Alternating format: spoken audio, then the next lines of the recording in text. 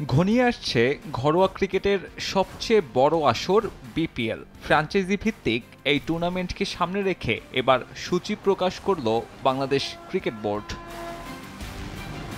40 দিন আর 46 ম্যাচ, 4 ভাগে ভাগ করা হয়েছে 11তম আসরকে।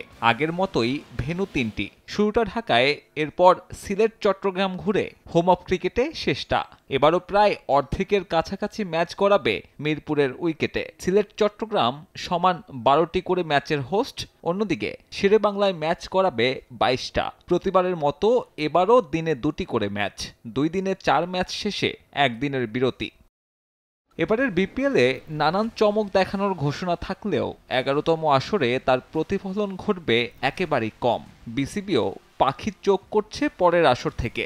আপাতত পেশাদারিত্বের প্রত্যাশা বর্তমান 7 ফ্র্যাঞ্চাইজির কাছে। নেক্সট ইয়ার থেকে আরও বড় পরিকল্পনা করব, যেটা লম্বা সময়ের জন্য দিব টিমগুলোকে।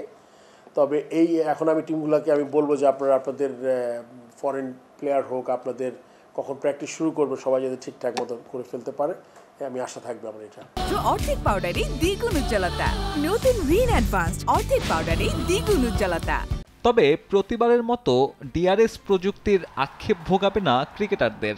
গোটা মৌসুম জুড়ে ডিআরএস এর পাশাপাশি থাকছে হকাই প্রযুক্তি। অন্তত এই ক্রিকেটীয় সুবিধার জন্য হলেও প্রশংসা প্রাপ্য বর্তমান কমিটির। হকাই, ডিআরএস এগুলো সবই থাকবে।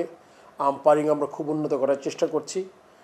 ফরেন আম্পায়ার থাকবে। আপনি জানেন যে commentary is a very important factor একটা টুর্নামেন্টে আপনার স্ট্যান্ডার্ডটা আপগ্রেড করার জন্য। আমরা এবারও চেষ্টা করছি অনেক কিছু বিগ নেম আনার জন্য। গ্রুপ পর্ব শেষে 3রা ফেব্রুয়ারি একই দিনে এলিমিনেটর আর প্রথম কোয়ালিফায়ার। একদিনের রিজার্ভ ডে হাতে রেখে দ্বিতীয় কোয়ালিফায়ার। 7 ফেব্রুয়ারি ফাইনাল। এদিন পুরো ম্যাচ আয়োজন সম্ভব না হলে শিরোপা নির্ধারণী ম্যাচ মাঠে গড়াবে রিজার্ভ ডেতে। সাব্বির মিথুন, সময় সংবাদ।